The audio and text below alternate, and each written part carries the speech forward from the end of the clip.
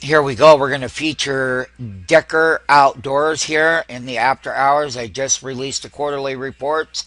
These are all the names. Remember that Decker had turned around this story over a year ago. And one thing about the stock is that you can see down here at $78 up to 81.50.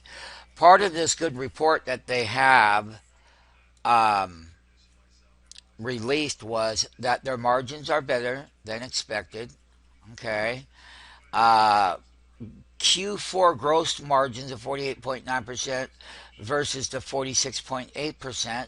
So that's up on the higher side there. And we're going to go over this in depth. Um, Decker Outdoors has sees fiscal year 15 EPS growth. Now, the EPS growth of plus 13.5% versus 13% to 4.56 consensus revs, plus 13% versus the 10% to 1.7 billion or 1.74 billion consensus.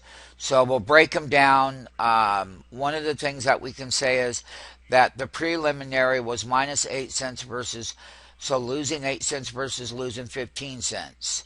Once again, Capital IQ consensus estimates revs of 294.7 million, okay, versus that 281 million. So they did okay there.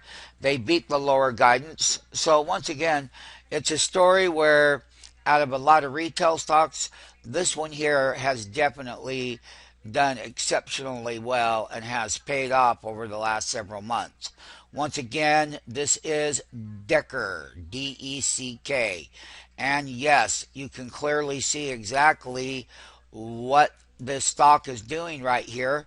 Here's $81. You can see that we peaked out, and once again, we'll have to get more involved in the conference call.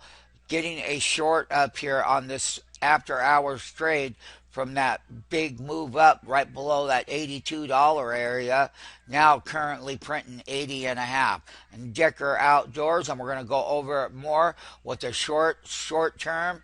We had bought in this, but when we sold now, we sold more than what we own, so that way we get short all in one trade on Decker.